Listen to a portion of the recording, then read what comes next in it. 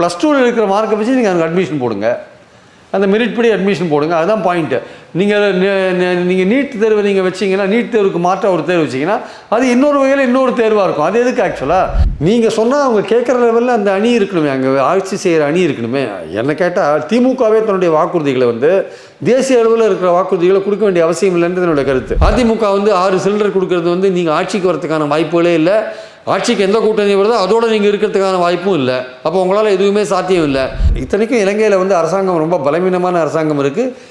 India சொன்னால் கேட்குற லெவலாக இருந்திருக்கு. ஆனால் மோடி அந்த விஷயத்தில் ஏன் ஆக்ஷன் எடுக்க மாட்டேன்னு தெரியல. ஆனால் நிறைய பேர் சொன்னாங்க கச்சத்தீவை மீட்டெடுக்கிறதுக்கான பல விஷயங்களை மோடி அரசு ரகசியமாக செஞ்சிட்ருக்காங்க. இந்த நீட் விஷயத்தில் நீட் ரத்து அப்படின்ற ஒரு விஷயத்தில் திமுக பெட்டராக பேசுகிறாங்க. அது நடக்குதா இல்லையான்னு தெரியாது. போட்டு அமிச்சாங்க, அது எங்கேயோ மத்திய அரசில் எங்கேயோ ஒரு இலாக்கால அந்த இது தூங்கிட்டு இருக்கு மசோதா. இவங்க மாற்று தேர்வு அப்படின்னா மாற்று தேர்வுன்றது சரியான ஒரு அணுகுமுறை கிடையாது என்பது ரீஜனல் லெவல்லையும் சரி நேஷனல் லெவல்லையும் சரி ரெண்டு பேருமே ஒரு பல விஷயங்கள் கொடுத்துருக்காங்க. ஆனால் இதுவே மக்களை கவர்ந்து ஓட்டு வாங்குற அளவுக்கு இல்லை. இங்கே வேறு பல இஷ்யூஸ், அதை தவிர வேறு பல இஷ்யூஸ். இந்த விஷயத்தை பேசிய ஓட்டு கேட்பாங்க அதிமுக? கண்டிப்பாக கேட்க மாட்டாங்க. அவங்க வேறு விஷயங்கள் பேசுவாங்க.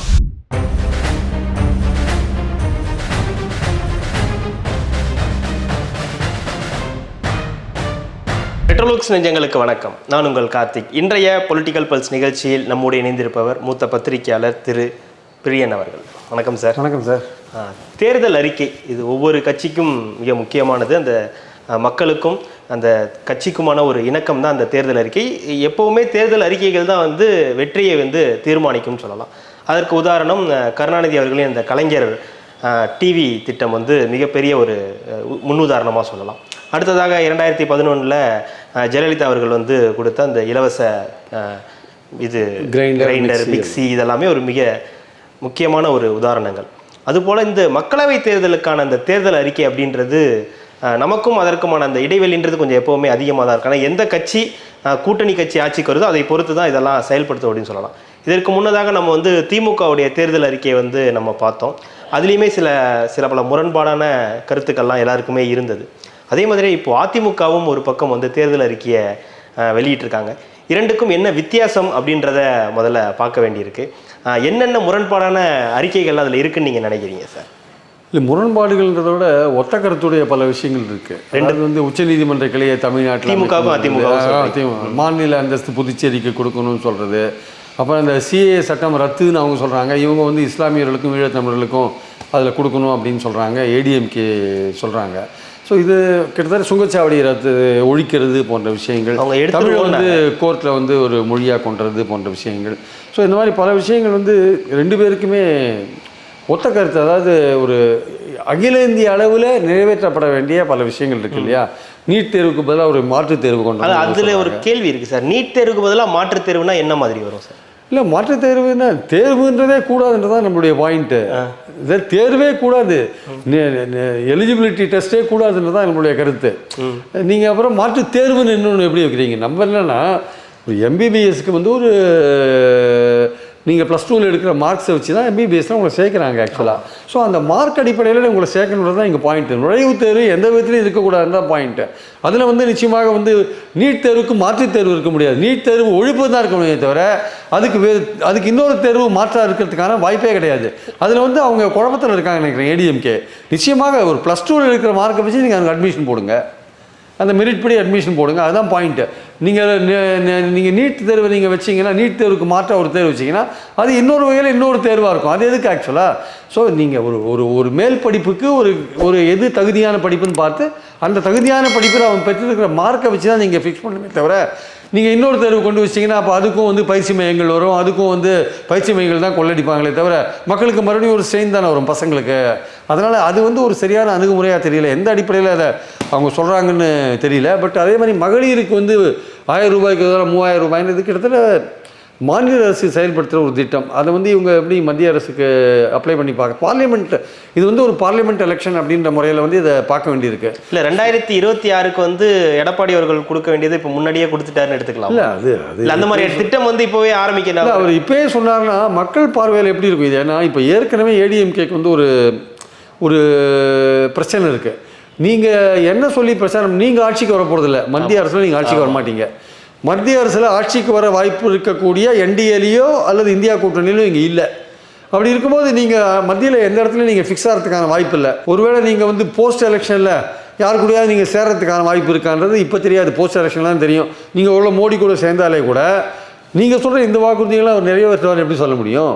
அதனால் நீங்கள் ஒரு வயபிளான ஒரு கூட்டணியில், நேஷனல் லெவலில் ஒரு கூட்டணியில் ஆட்சிக்கு வர வாய்ப்புள்ள ஒரு கூட்டணியோ இல்லை நேஷனல் லெவலில் போட்டியில் இருக்கிற ஒரு கூட்டணியோ நீங்கள் இல்லாத போது இந்த மாதிரியான வாக்குறுதிகள், நீங்கள் ஒரு தேசிய அளவிலான வாக்குறுதிகள் நீங்கள் கொடுக்குறீங்க இல்லையா, மத்திய அரசு மட்டுமே பண்ணக்கூடிய வாக்குறுதிகள், அது கொடுக்கறது எந்த விதத்தில் அது வந்து மக்களை வந்து எடுத்துப்பாங்க அப்படின்றது கேள்விக்குறியாக இருக்குது. இல்லை, இப்போ காங்கிரஸோ இல்லை பாஜகவோ மீண்டும் ஆட்சிக்கு வரும்போது அவர்கள் கூட ஒரு இணக்கமான செயல்பாடு ஏற்படலாம். அப்போ அவங்களுடைய அறிக்கைகளை வந்து சொன்ன அறிக்கைகளை நீங்கள் வந்து செயல்படுத்தி காட்டுங்கன்னு கூட அதுக்காக கூட அந்த அறிக்கைகளில் சொல்லியிருக்கோம். அவங்க பேசலாம், இதை பற்றிலாம் பேசலாம்.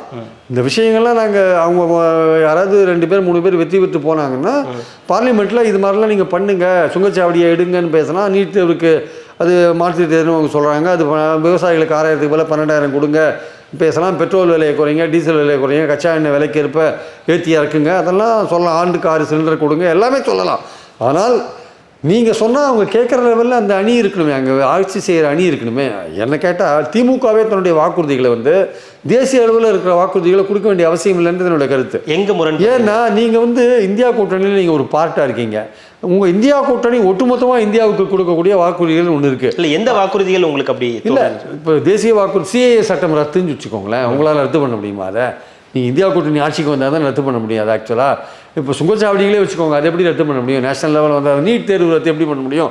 தேசிய அளவில் வந்தால் தானே நீங்கள் பண்ண முடியும். மோடி கவர்மெண்ட் இருக்கிறதையும் பண்ண முடியாது, இந்தியா கூட்டணி வந்தால் தான் நீங்கள் பண்ண முடியும்.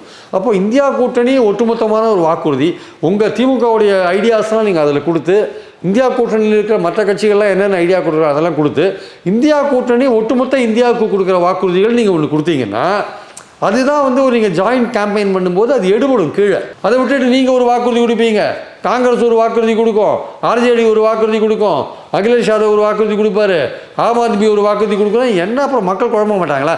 இந்தியா கூட்டணியோட ஒட்டுமொத்த வாக்குறுதி என்னங்க நாட்டுக்கு? ஒரு 100 லிஸ்ட் பண்ணுங்க, இல்லை 50 லிஸ்ட் பண்ணுங்க.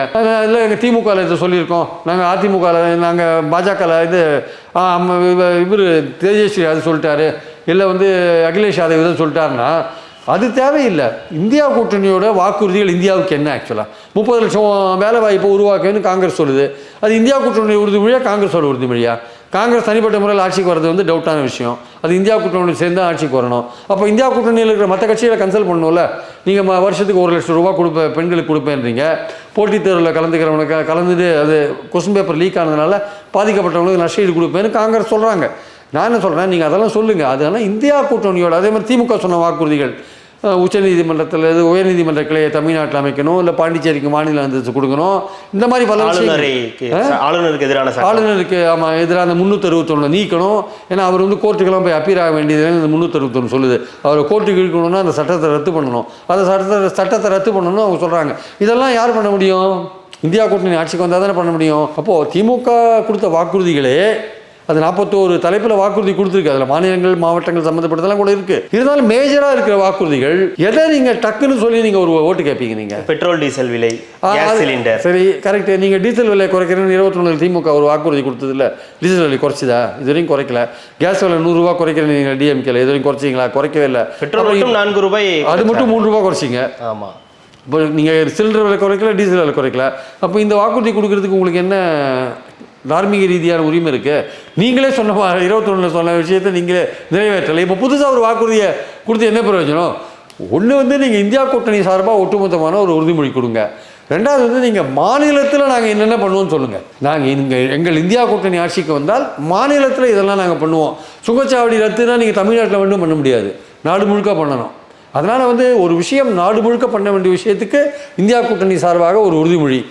நீங்கள் மாநிலத்தில் வெற்றி பெறத்துக்கு மாநிலம் அந்த மாவட்டம் சார்ந்த உறுதிமொழிகள் தனியாக அவங்க கொடுத்துருக்காங்க. பட் ஆனால் சொல்கிற முடியும் எதுவுமே இல்லை. இப்போ இதெல்லாம் வந்து பொதுவாக பேசப்படும். கச்சத்தீவை மீட்பது என்பது இன்னைக்கு நேற்றுக்காக பேசிட்டு சார், அந்த கச்சத்தீவு மேட்டருக்கு வரேன். அதுக்கு முன்னாடி இந்த இந்தியாவுக்கு முழுவதும் எல்லா பெண்களுக்கும் 1000 ரூபாய்ன்ற ஒரு விஷயத்தை திமுக சொல்லியிருக்கு.